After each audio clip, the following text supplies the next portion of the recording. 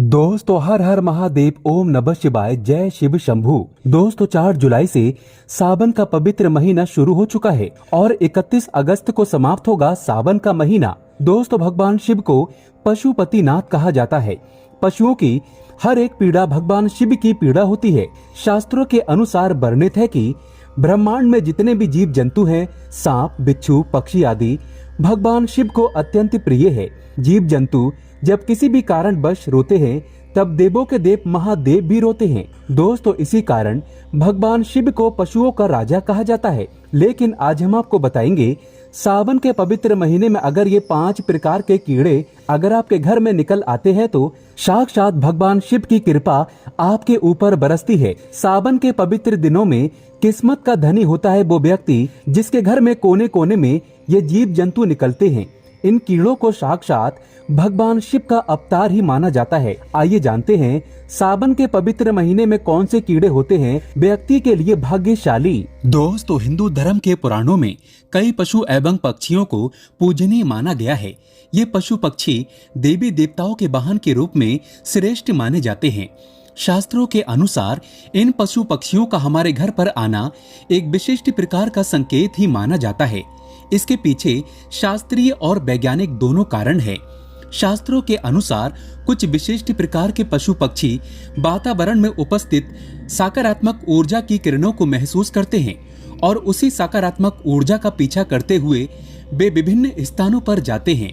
जैसे हमारा मन मंदिर में जाने पर प्रसन्न होता है, उसी प्रकार से इन पशु पक्षियों को सकारात्मक ऊर्जा वाले स्थानों पर जाने पर प्रसन्नता होती है।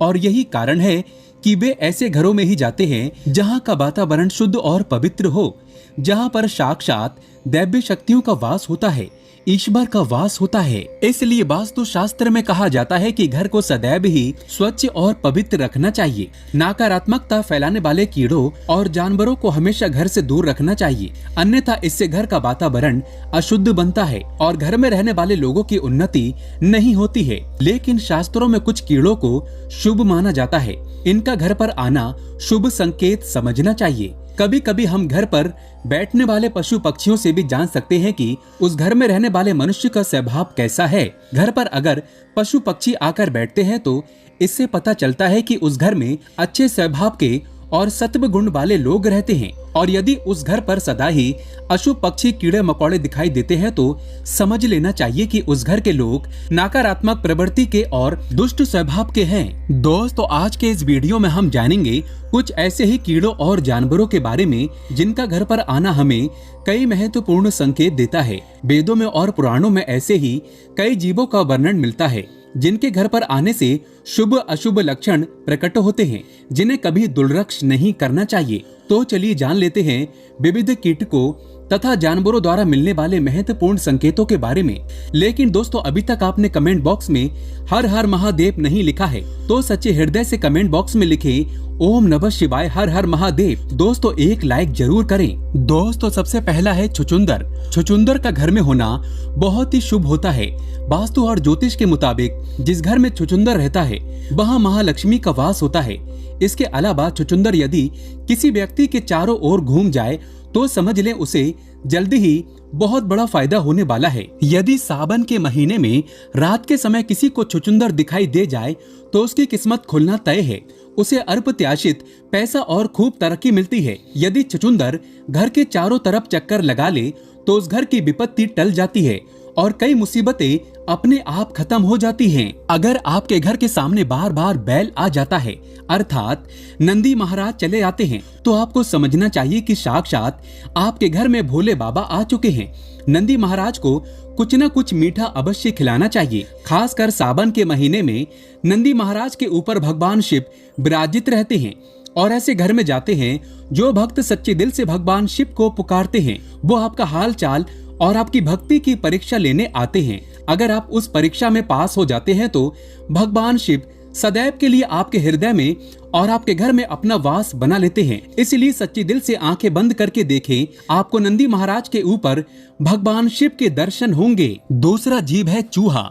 दोस्तों चूहा भले ही बुद्धि के देवता गणेश जी का वाहन है, लेकिन उसे अशुभ शक्तियों का प्रतीक माना जाता है। घर में ज्यादा संख्या में चूहों की मौजूदगी घर के लोगों की बुद्धि के विनाश और नकारात्मक सोच का कारण बनती है। चूहों का घर पर आना अशुभ तो होता ही है, साथ ही ये घर में रोग तथा बीमारियां फैलाने का काम करते हैं। ये घर के वातावरण को दूषित बनाते हैं। चूहे घर में होने से धन का खर्च बढ़ने की संभावना होती है। साथ ही ये घर में होने से आपका बहुत बड़ा नुकसान भी करा सकते हैं। आपके वस्त्र तथा किताबों को खराब कर डालते हैं, बिजली के उपकरण नष्ट कर देते हैं, बिस्तर आदि कपड़े आदि नष्ट करने का कार्य करते हैं। दोस्तों, इसलिए चूहों का घर पर होना अशुभ ही नहीं, नुकसानदायक भी है। अचानक घर में ढेर सारे चूहों का आगमन होना भी किसी अशुभ घटना का संकेत माना जाता है। चूहों के अंदर से एक ऐसी गंध निकलती है जिससे बच्चों को इन्फेक्शन हो जाता है, यहाँ तक कि बच्चों की मृत्यु भी हो जाती है। चूहों की जो बीट होती है, पॉटी होती है,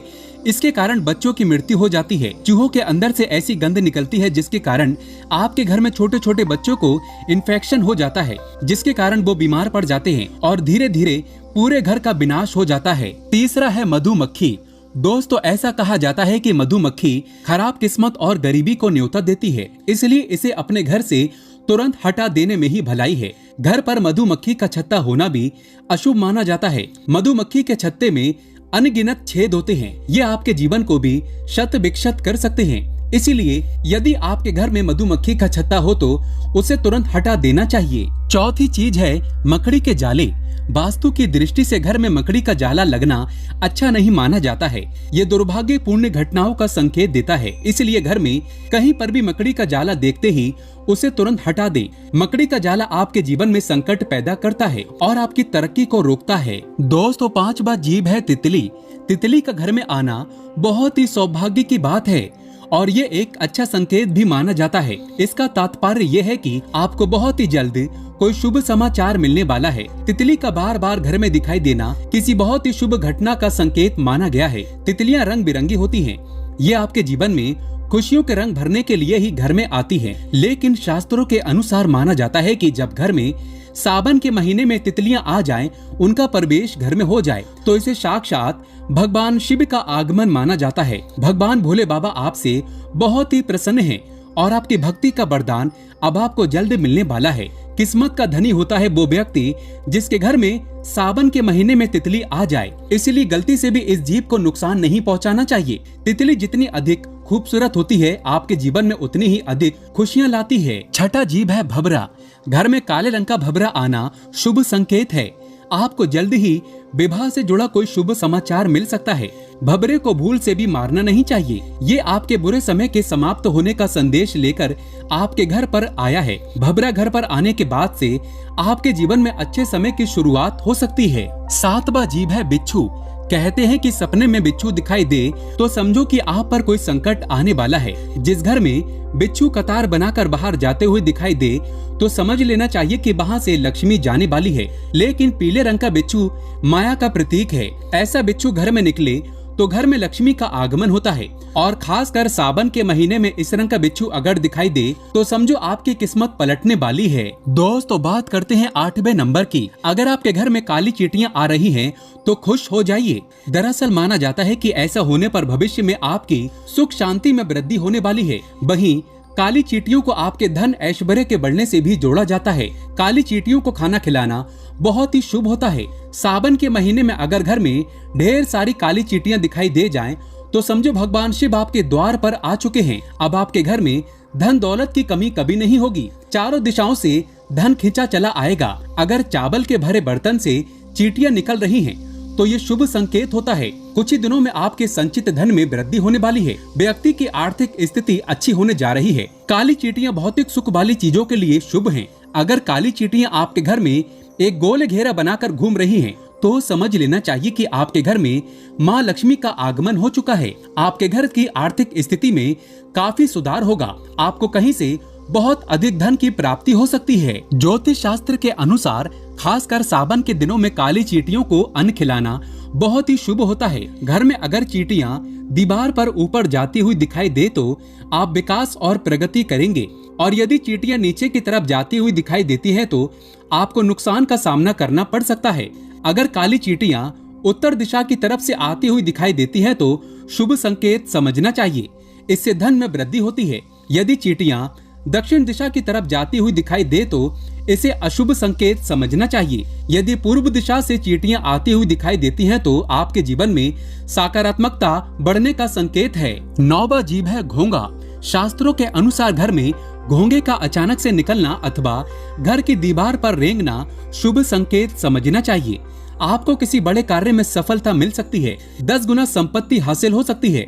गड़ा हुआ धन हासिल हो सकता है। 10वां जीव है छिपकली। कई लोग छिपकली को देखकर डर जाते हैं और उसे तुरंत ही घर से भगाने का प्रयास करते हैं। कुछ लोग तो बिना जाने ही क्रोध में आकर छिपकली को मार देते हैं। लेकिन शायद आप नहीं जानते होंगे कि छिपकली का घर में आना बहुत ही शुभ संकेत होता है। छिपकली का संबंध धन की देवी लक्ष्मी से होता है, इसलिए घर में छिपकली का आना अशुभ संकेत नहीं बल्कि शुभ संकेत ही माना गया है। खास तौर पर अगर आपके घर के मंदिर में छिपकली दिखाई देती है तो ये सौभाग्य का प्रतीक माना जाता है। इससे आपको चमत्कारिक फल की प्राप्ति हो सकती है। अगर आपको मंदिर में हर रोज छिपकली नजर आ रही है तो इसका अर्थ होता है कि आपको जल्दी ही कोई शुभ समाचार मिलने वाला है।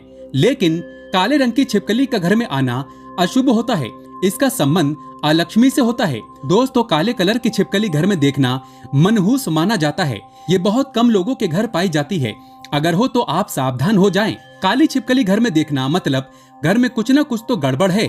घर में बहुत बुरा होने का संकेत माना गया है। छिपकली का सिर पर गिरना अशुभ संकेत होता है, लेकिन छिपकली का छाती पर अथवा हाथ पर गिरना अथवा रेंगना बहुत ही बड़ा शुभ संकेत होता है। इससे धन लाभ होने की प्रबल संभावना होती है।